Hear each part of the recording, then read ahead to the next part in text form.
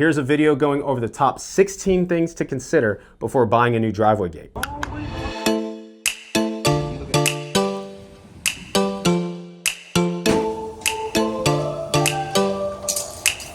So, is a driveway gate for me? If you're watching this video, probably.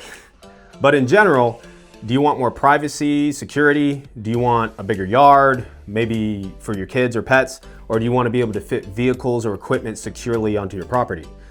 If so, a large gate or vehicle gate can help with that. It adds curb appeal, value to your home. This is probably one of the coolest things you can get for your house. No bias, obviously. So, which driveway gate is right for you? There's sliding gates, single swing gates, double swing gates, and cantilever gates. The most common in DFW Texas is going to be a sliding gate. And this one is typically the most practical as well. It really depends on one major thing. Will a driveway gate fit in my yard? This is the most important thing. Is the gate even gonna fit? A sliding gate, for example, needs room to roll open, usually the same width as your driveway plus a few extra feet. So if you have a 20-foot wide driveway, ideally you have 23 feet of extra space to slide. If it doesn't fit, you could try to do an outside slide instead of an inside slide, like where it slides in the alley, for example, instead of sliding on the inside.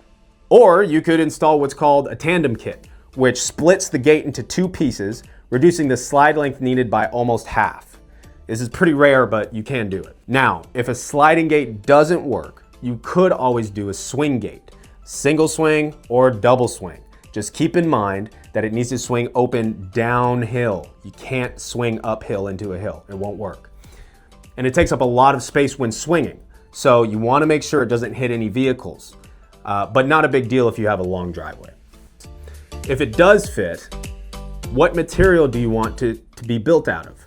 Most people will match their current fence. And in North Texas, it's usually going to be wrought iron style or wood. And with wooden gates, there's typically a steel frame, either painted steel or a galvanized steel. Manual versus automatic gates, what's right for you? If you're using the gate a lot, like every day, most people prefer automatic gates. At the click of a button, open sesame, and you're into your yard. If you won't use the gate that often, like if you're mainly using it to store equipment, a boat, or if you just want to be able to fit something large back there if the time comes, then manual might be all you need. Keep in mind that manual gates are usually half the cost of automatic gates. And if you are on a budget, you could always install a manual gate first and come back later to install a motor. Just make sure everything is built so that you can easily add a motor later. This is really important to do right. What motor should I use? If you do want a motor for your gate, you've got a lot of options. There's great brands out there like LiftMaster, All-O-Matic, and Ramset. I would just avoid the cheap ones if you don't want any issues. Like if your motor's around 500 bucks, you're probably gonna have some problems. They're the most common ones that we replace. The motor we recommend most often is the LiftMaster CSL 24UL. This is a commercial grade motor made specifically for sliding gates. There is a residential version, the RSL, and it's fine. But if you're already investing in an automatic gate, I highly suggest going with a commercial model, swing gate or slide. It's built tougher, has a longer warranty, and handles daily use way better. Let's say you pick your motor, but how do you power the gate? You've basically got two options, solar or hardwired electrical connection. As long as you've got sun and you don't plan on using the gate more than 15 to 30 times per day, then solar's great. Otherwise, you might need to get a direct electrical connection. And having a professional electrician pull the permit, connect to your house electric, and run the line to the motor can easily add $1,500 to $3,000 to the project. Sometimes more, especially if it's a long run.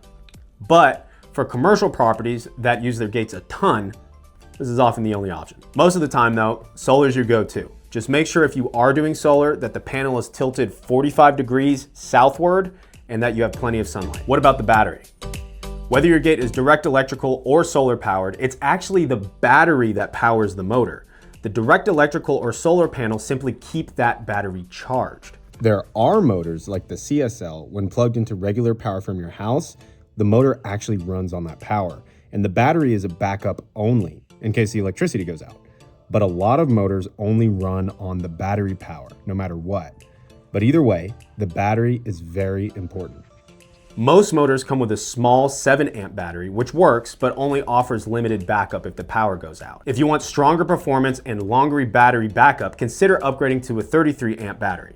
For example, the CSL can hold 2 of these larger batteries, giving you up to 5 days of backup instead of just 1 or 2. Exact run times depend on other factors, of course. Either way, this can be great insurance for you. Whether the power goes out for direct electrical, or if you have multiple days of overcast with solar, you can have peace of mind knowing that your motor will almost always open. Just make sure if you do upgrade the battery that you install the matching wiring harness, otherwise it won't work properly. And also keep in mind the batteries are about $300 to $400 for a pair of them. Are automatic gates dangerous? If installed incorrectly, they can be dangerous. They are a crushing hazard. That's why it's important to make sure it's professionally installed with all the proper sensors. A professionally installed gate is very safe. Just make sure you've got your photo eye to stop the gate from closing when something is in the way. Kind of like the sensor for a garage door. And make sure for a sliding gate that the safety bumper is installed. This stops the open if anything gets caught on the gate while opening. And of course, make sure all the programming is done correctly. Will I get stuck if the power goes out? If you have direct electrical and the power goes out and you have the backup battery, you'll still be able to open and close for a while. But I would suggest leaving it open until power comes back, just in case.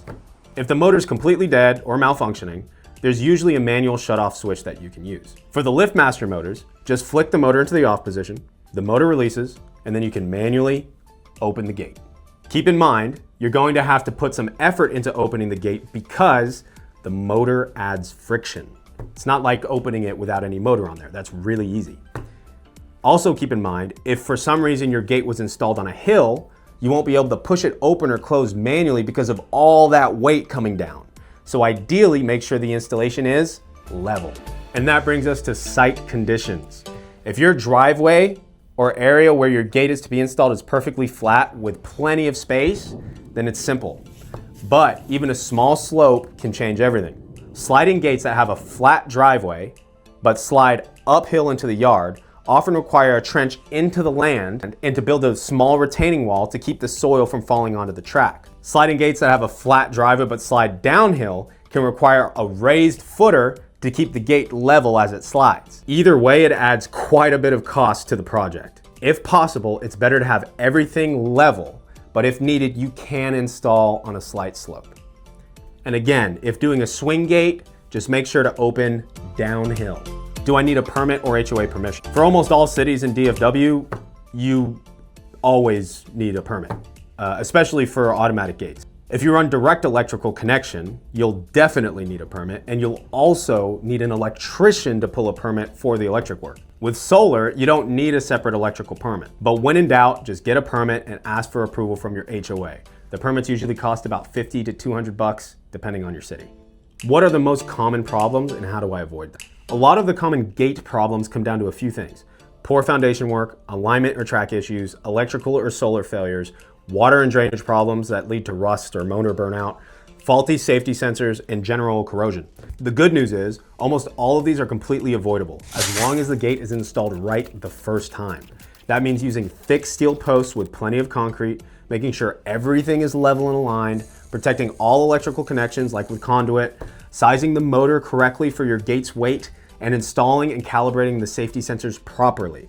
When a professional installer takes their time to do those things, maintenance becomes simple. Just occasional cleaning, inspections, and keeping it free of debris. So, how do you maintain your gate? Lubricate your hinges, rollers, and bearings if you have them. Keep the track clear of rocks, acorns, and mud. Make sure your solar panel stays clean and unshaded if you have solar. Clean your safety sensors regularly and replace your battery every 2 to 4 years, kind of just like a car battery. A few minutes of upkeep goes a long way in keeping your system running like new. How long does installation take? On average, driveway gate installations take about 2 to 3 days, depending on complexity. If concrete walls, trenching, or electrical work are involved, it could take a bit longer, including permit and HOA time and lead time. Expect your total project to be complete within 4 to 8 weeks from signing a contract. What upgrade options are there? There's a lot of ways to build a vehicle gate. Some upgrades you can get include low maintenance heavy-duty wheels, galvanized steel framing for less rust, arched or decorative gate panels for if you're doing wrought iron style, heavy-duty rollers for longevity, instead of a regular track, a stainless steel track, Instead of a basic keypad, an upgraded black keypad, a gooseneck post so that people can open from their vehicle, or Wi-Fi connection to your motor so that you can connect with your phone. There's a lot of things that can be included. Just make sure you know exactly what you're getting. If you want to know the top things to consider before buying a new wooden fence, not just a vehicle gate, watch this video where we go over that. I recommend getting a professional installation. If you live near DFW, Texas, and you'd like a quote from us, you can always give us a call or visit our website.